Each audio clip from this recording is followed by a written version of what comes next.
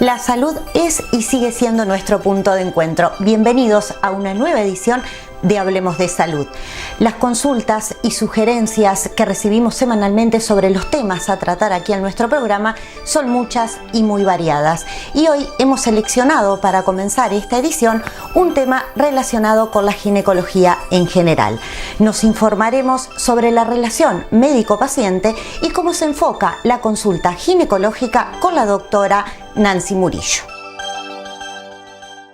La ginecología toca temas muy sensibles para la vida, todas las especialidades, pero la ginecología involucra aspectos morales y principios éticos como el inicio de la vida, las infecciones de transmisión sexual, la sexualidad, que excede mucho lo que es la medicina biológica exclusivamente. Entonces, me parece que es importante que la población sepa que la ginecología la enfocamos de manera tal que se rige por los principios transversales que rigen a toda la medicina, que es la prevención primaria, que en ginecología el ejemplo típico es la vacunación de HPV, que sugerimos para todas las chicas y actualmente se plantea también vacunar a los varones.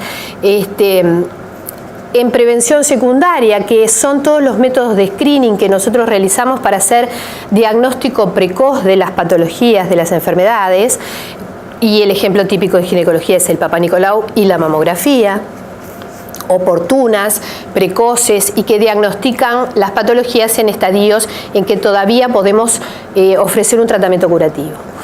Y por último, es la consulta de la enfermedad. Cuando la paciente viene a plantearnos que tiene un síntoma, que ya tiene la enfermedad, y planificamos el tratamiento.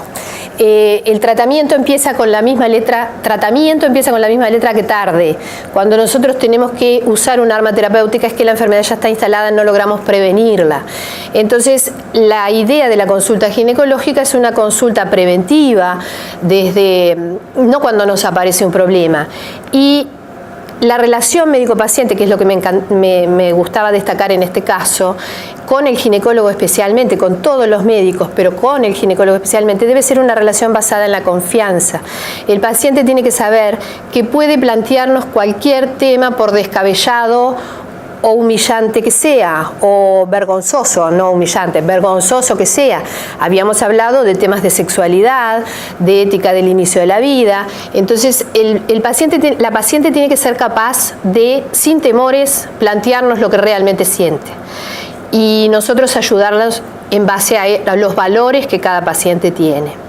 Porque la relación médico-paciente es una relación humanista basada en la confianza. Y si yo estoy pensando que, ojo con lo que le digo, porque el ginecólogo me puede demandar y el paciente me puede demandar, y el paciente está pensando qué intereses estarán moviendo a este ginecólogo para plantearme una cirugía, la relación de confianza se pierde y la esencia del acto médico se pierde. Así que en ginecología, como en todas las especialidades, hacemos prevención primaria, tratando de no exponernos al agente patógeno, el tabaco y el cáncer de pulmón, por ejemplo, que no es ginecológico, o la vacunación. La prevención secundaria, como el Papá Nicolau y la mamografía, y la consulta oportuna de los síntomas cuando la enfermedad está instalada. Pretendemos que la mayoría de las consultas sean de las primeras y no de las últimas.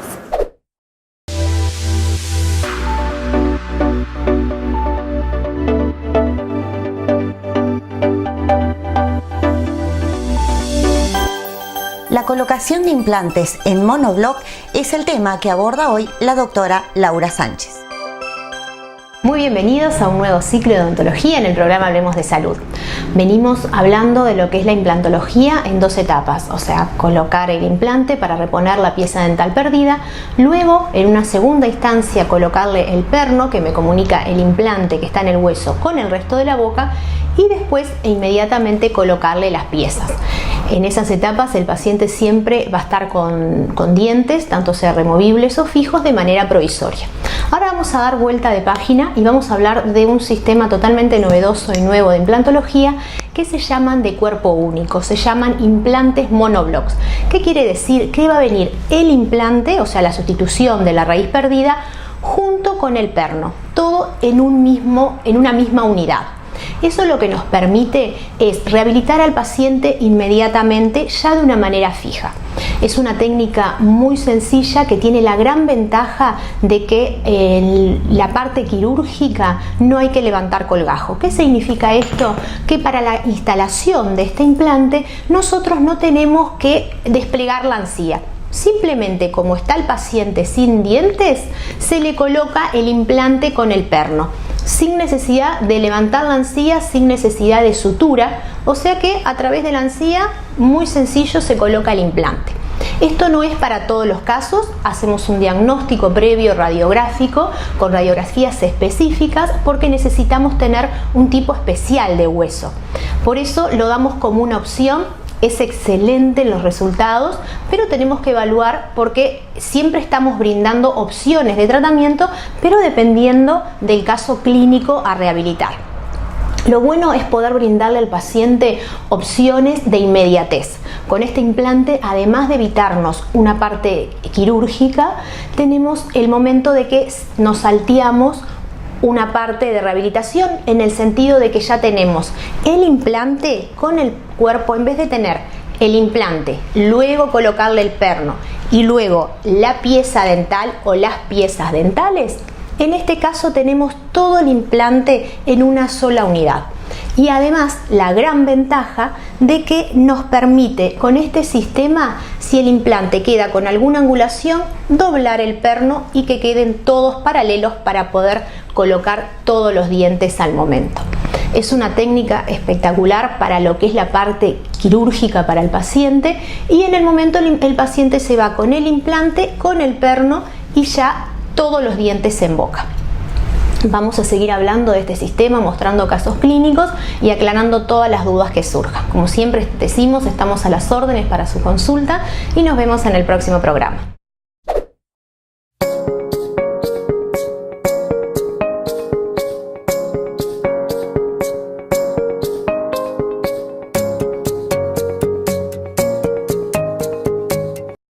La diabetes afecta a la parte hormonal, la parte metabólica y los propios cuerpos cavernosos, generando una fibrosis en la evolución. Es muy importante en los diabéticos mantener los niveles de glicemia dentro de rangos normales, y también muy importante, y que muchas veces no se hace porque el paciente se encuentra bien, es hacer cada 6 meses los niveles de hemoglobina glicosilada. Es decir, esta nos da una señal en promedio de los últimos 6 meses de cómo estuvo la glicemia en nuestro organismo.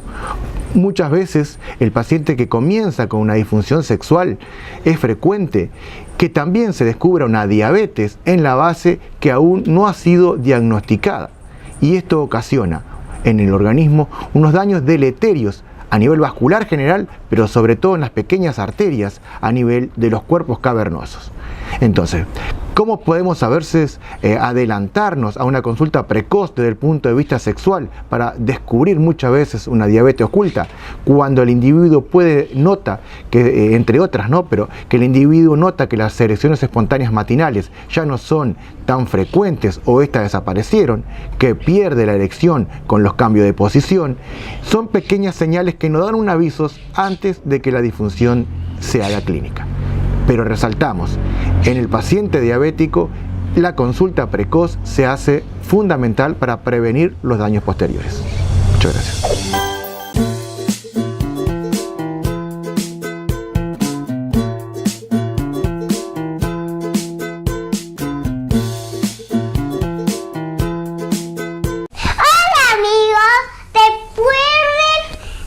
Hacerle caso al doctor y tomar todos los remedios. Así te cuidan la vida y te podemos salir a jugar. Cuando usted ingresa a Círculo Láser, ingresa al primer sanatorio de ojos de Uruguay, un centro de referencia en oftalmología para Latinoamérica. Nos vemos en Círculo Láser.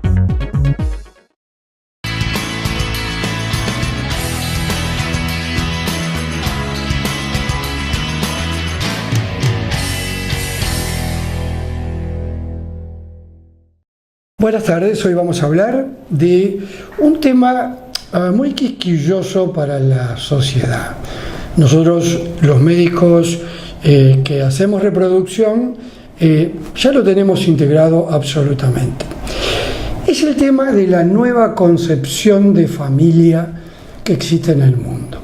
Todo eso se ha logrado debido al mejoramiento de las técnicas de reproducción asistida, y hoy tenemos varios ejemplos de distintos tipos de familia. Antes, usualmente, veíamos lo que eran las familias heterosexuales. Hoy tenemos que la familia homosexual es una familia nuevamente que ha entrado en la sociedad.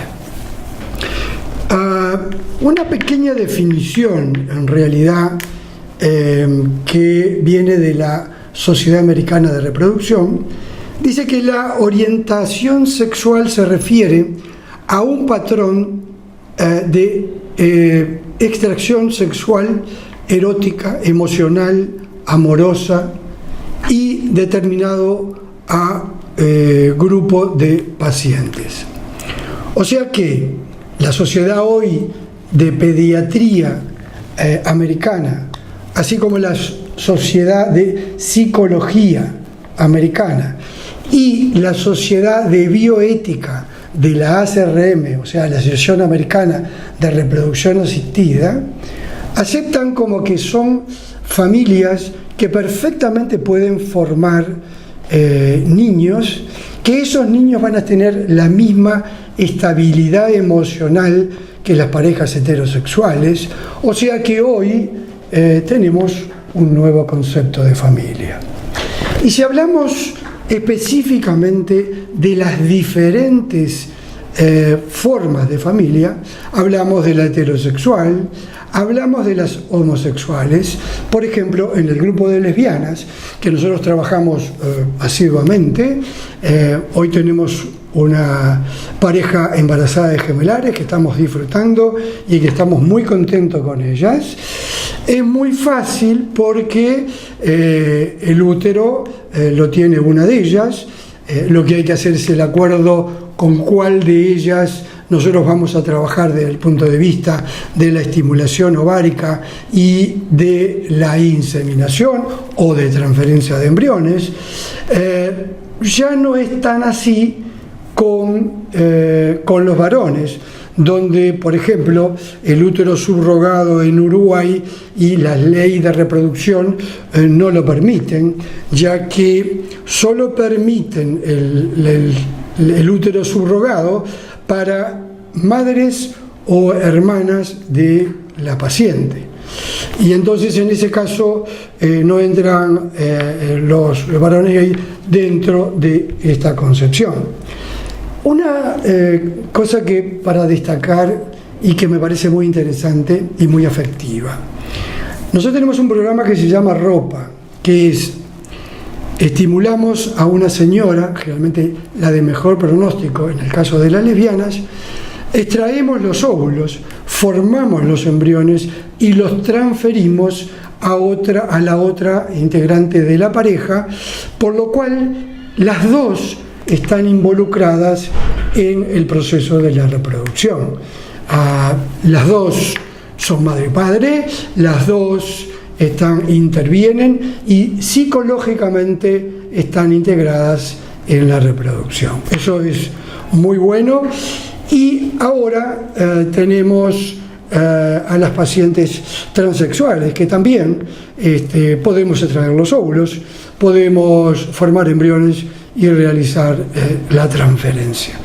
Con esto, bueno, se crea, como yo decía al inicio, una nueva característica de familia, que es similar a la familia heterosexual, que cumple con todas las funciones emocionales y psicológicas de las parejas heterosexuales y por la cual el Grupo Serín trabaja asiduamente con este tipo de pacientes. Desde ya, muchas gracias por la atención y esperamos que en otro momento nos escuche.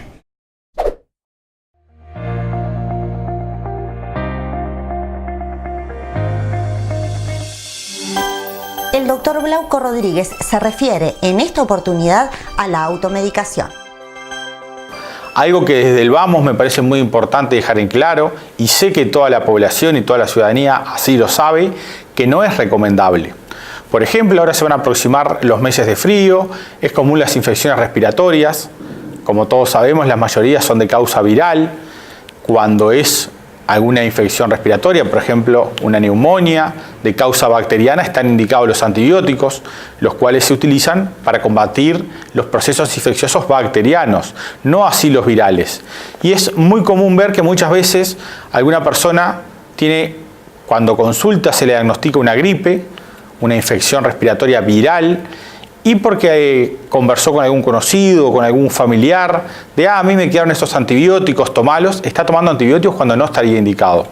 Esto tiene dos columnas o dos caminos para razonar muy importantes, y es el primero, el daño personal, individual que se está haciendo esa persona, que se está automedicando con algo que por supuesto no se lo recetaron y no sabe qué efectos le puede generar.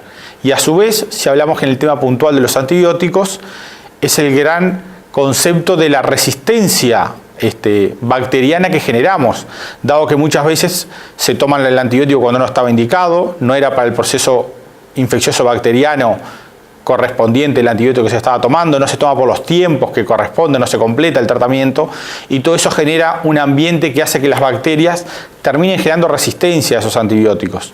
Y eso, bueno, tiene un impacto, por supuesto, a nivel de la salud, podría decirse nacional o hasta mundial. Entonces, miren qué detalle interesante y las diferentes repercusiones que tiene algo que a veces un usuario, y estoy convencido que así es, al no saber, no puede sopesar o tener en cuenta los posibles daños colaterales que se pueden generar con algo muy puntual y que parecería insignificante. Me gustó compartir con ustedes por qué es importante que no se automediquen y que ante el mínimo síntoma que tengan, por supuesto, consulten a su médico tratante. Si es un síntoma que no es de urgencia ni de emergencia, hagan la consulta correspondiente en policlínica, y por supuesto que si es un síntoma de riesgo vital o cercano al mismo, en un servicio de emergencia. Pero siempre con una consulta con un profesional formado, ¿no? La importancia de la no automedicación. Así que quería compartir esto con ustedes. Les agradezco este tiempo y quedamos a las órdenes.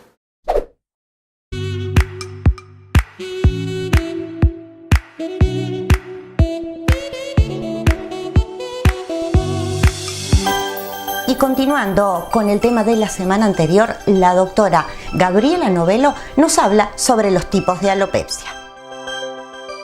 La alopecia androgenética, la alopecia areata, los efluvios y la tricoalopecia, que es la que es más por patologías psicológicas. Entonces, centrándonos en las más frecuentes, que son las tres primeras, la alopecia areata es esa alopecia que se caracteriza por pérdida circunscripta de pelo a nivel del cuero cabelludo, donde quedan sectores sin pelo, y esto es más frecuente en pacientes de sexo femenino luego de los 30 años y tiene una base inmunológica y psicológica. La base inmunológica son en realidad estudios recientes que se le adjudican a este tipo de alopecia, y los tratamientos en este tipo de pacientes son efectivos.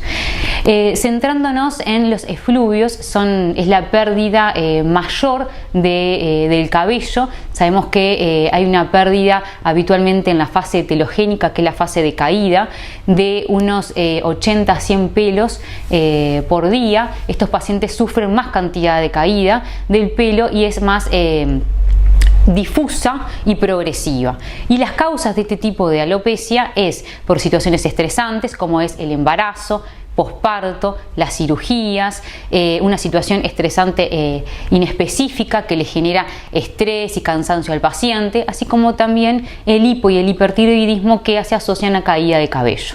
Acá los tratamientos que ofrecemos también tienen buenos resultados. Luego la alopecia androgenética, que es el motivo más frecuente de consulta en los pacientes de sexo masculino, es por un aumento de una hormona que es generada por la testosterona, y eso genera una enzima que hace que inhiba el metabolismo del folículo piloso. Acá lo que sucede es que el folículo piloso, que es la unidad del pelo, tiene menos nutrientes, y al tener menos nutrientes se debilita más fácilmente y dura menos entonces el pelo en el cuero cabelludo. Esta alopecia androgenética se da tanto en el hombre como en las mujeres. En el hombre, cuando hay una predisposición genética, se da precozmente, consultan a los 20, 25, 30 años, y en la mujer se da luego de la menopausia por una caída de los estrógenos, que son protectores de esta patología.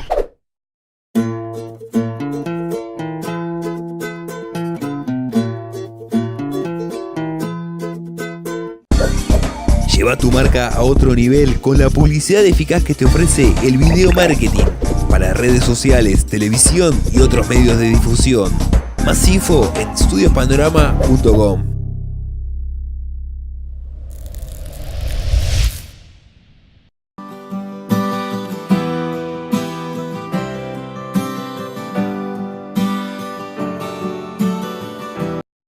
Hola, haciendo referencia a lo de la semana anterior, que nos referíamos a la medicina regenerativa aplicada en las distintas zonas del cuerpo y las distintas patologías en las cuales podía ser exitoso, que evidentemente es exitoso. Hoy puntualmente vamos a hablar de los protocolos internacionales que se aplican en Europa y Estados Unidos, dándonos el tiempo que duraría ese plasma en esas articulaciones.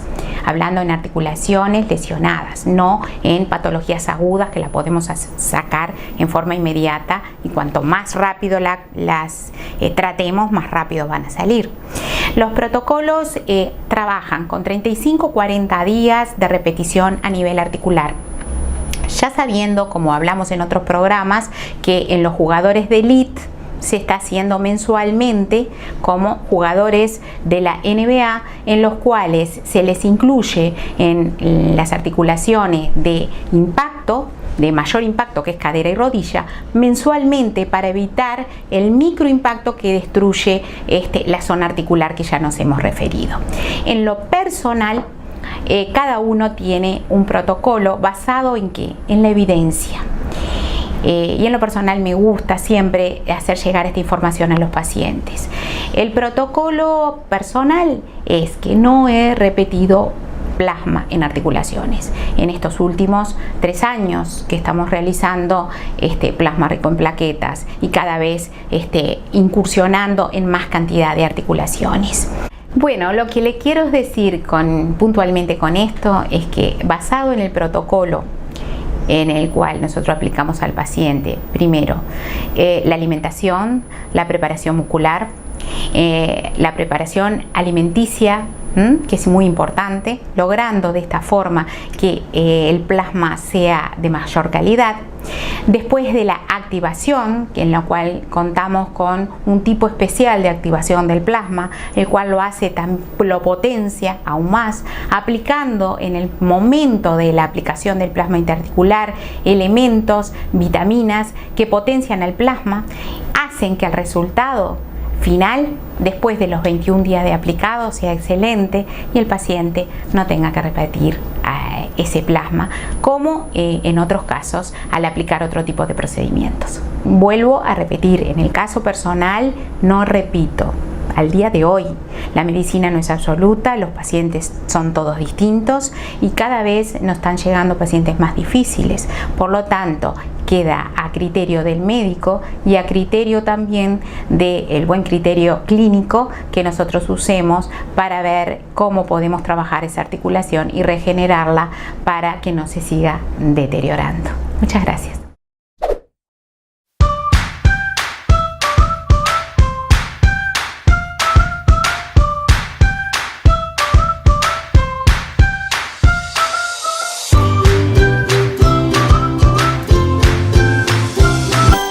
Consultamos a la doctora María Elena Puch sobre la ansiedad en la obesidad y cómo podemos combatirla.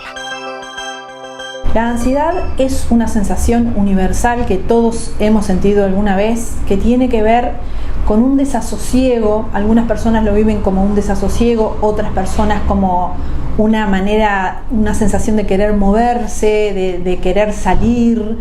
Depende de cada uno cómo la vive, pero la ansiedad de alguna forma es algo que se convierte a veces en una sensación muy desagradable y que lleva a mucha gente a taparla o a hacer que se termine mediante la comida. En el momento en que nosotros ingerimos alimentos, pareciera que esa ansiedad se disminuye, pareciera simplemente. Pero la cuestión es que todos los obesos tienen la experiencia de ingerir a la hora de sentirse ansiosos. La ansiedad, si nosotros nos ponemos a verla más finamente, puede ser miedo, puede ser tristeza, puede ser enojo, puede ser muchas cosas. La ansiedad simplemente es una sensación de inquietud corporal y mental que no es agradable y que por lo tanto tendemos a terminarla. El gran problema a la hora de los tratamientos de obesidad, sobre todo en el tiempo del mantenimiento, tiene que ver con que los obesos aprendan a manejar su propia ansiedad. Los métodos para manejar la ansiedad son muchos, tan viejos como la humanidad seguramente. Hay gente que prefiere meditar, hay gente que prefiere hacer terapia. De todas formas, en la experiencia humana es importante para combatir la ansiedad poder sentir qué hay detrás de eso que nosotros llamamos ansiedad. Poder conectarse con uno mismo para sentir ya sea rabia, ya sea vergüenza, pena, lo que fuera que hay detrás de la ansiedad. O sea que estamos hablando de que algunas personas no nos permitimos sentir lo que la vida nos está deparando, ¿sí? La vida es un montón de emociones una atrás de otra, de sentimientos, de pensamientos, y si nosotros no nos permitimos contactar y darnos cuenta de qué es lo que estamos sintiendo, deviene la ansiedad en ese momento. Entonces los invito a los espectadores a que simplemente se fijen en sí mismos cómo cada uno maneja la ansiedad. Si es que la tienen, si es que no la tienen, es una ansiedad puntual por hechos que nos pasan en la vida cotidiana, o es una ansiedad que deviene de lo que pensamos acerca de nuestra vida, que muchas veces no está pasando nada afuera, pero de todas formas nosotros estamos ansiosos. Y es por algo que pasa en nuestra mente, por temores que tenemos, por sentir que no podemos con algunas cosas. Simplemente los invito a esto, a que cada uno se revise a sí mismo y vea cómo se manifiesta la ansiedad en su vida y qué es lo que hace con esa ansiedad.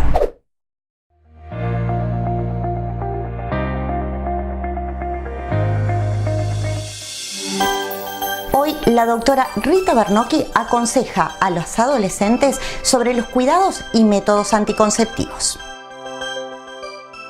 Nuestro consejo hoy va dirigido a las adolescentes, las cuales van a iniciar en algún momento de su vida las relaciones sexuales. Entonces empieza el tema del cuidado para evitar un embarazo no deseado.